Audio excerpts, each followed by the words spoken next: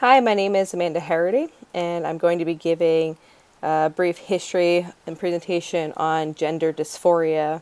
And then the next slide will display a video that kind of gives a feeling of gender dysphoria at the childhood level.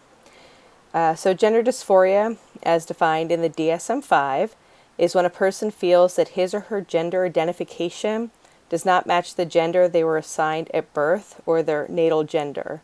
More specifically, there must be distress about the discrepancy of assigned gender, and the person must desire to be recognized and become an alternative gender.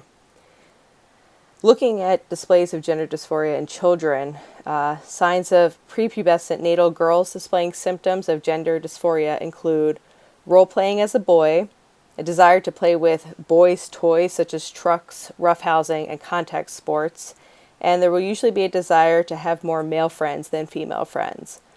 There's a preference to dress like a societally viewed boy, like wearing pants, suits, and a tie. It shows strong negative reactions when asked to dress like a girl or wear skirts, dress in pink.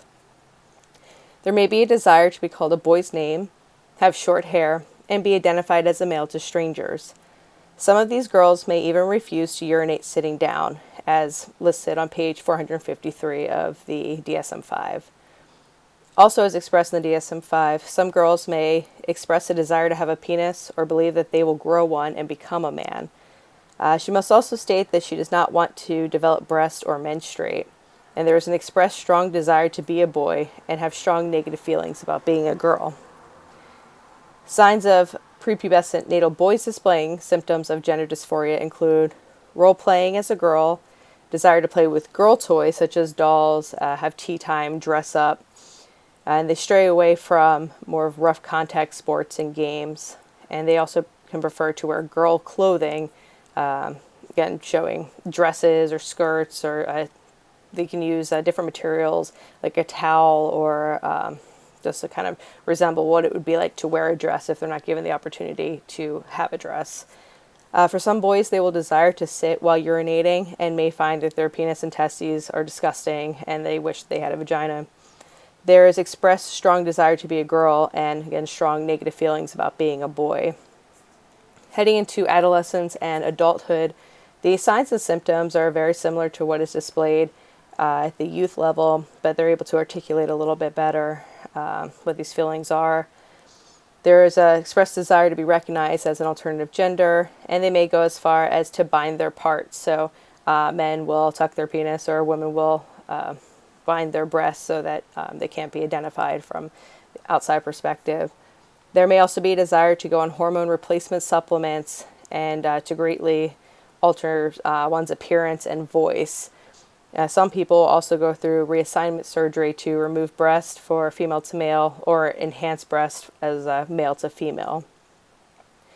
To go over some statistics on gender dysphoria, adult male prevalence ranges between 0.005% and 0.014%, and for females it ranges between 0.002% and 0.003%.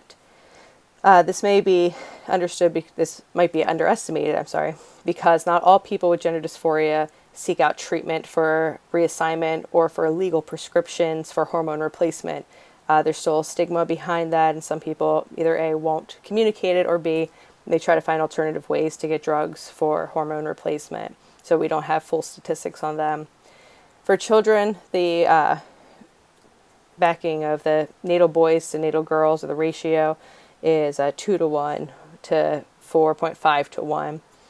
Natal boys that display signs of gender dysphoria that does not persist into adulthood are 60 to 100% likely to then later identify as gay or being attracted to men, where natal girls that display signs of gender dysphoria that does not persist into adulthood are 32 to 50% likely to identify as lesbian or being attracted to older or to other women as they get older. So some things that gender dysphoria is not. It's not a nonconformity of stereotypical gender roles. What one would be known as a tomboy, for example.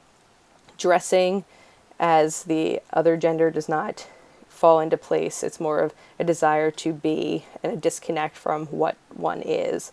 So it's not transvestic behavior or dressing and appearing of the other gender, commonly known as drag. though this may be in accordance to gender dysphoria as well, so they can kind of overlap.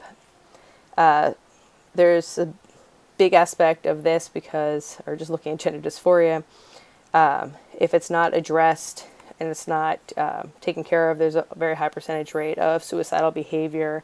But on the flip side, following through with the behavior, especially in childhood, this can lead to a lot of bullying, a lot of teasing, which then in turn will also have an effect on the individual and can lead to higher depression and suicidal rates.